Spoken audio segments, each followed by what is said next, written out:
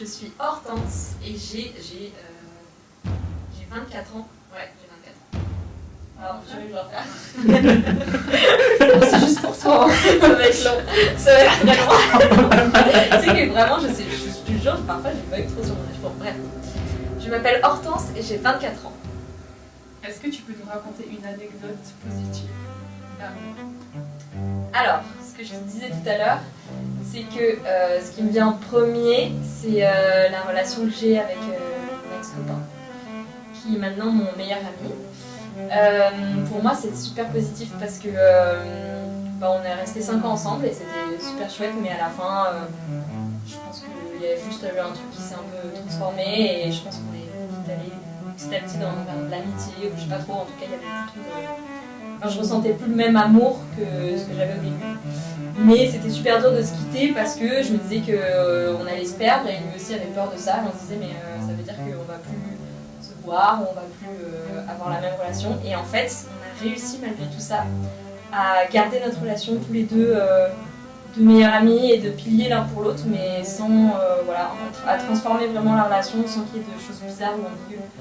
Et je sais qu'il y a beaucoup de gens qui ne croient pas, notamment toi.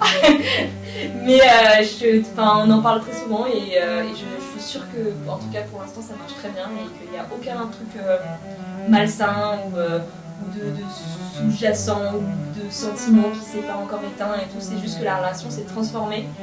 Et ça m'a donné foi quand même en l'humanité aussi. Parce qu'en vrai, on a quand même l'habitude que, genre, au bout d'un moment, tu casses avec ton ex et après, il y a une espèce de distance et tout. Et moi, je suis super fière de ce qu'on a réussi à faire.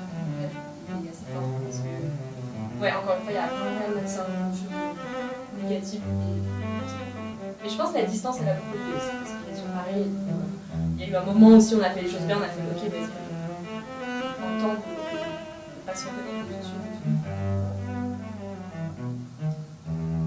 Un conseil à donner pour la jeune génération? Mon conseil bien-être. Un conseil pour donner à la jeune génération. Que t'aurais eu envie d'avoir déjà, encore une fois, en relation avec ça, c'est de pas. Enfin, je pense qu'on a plein de.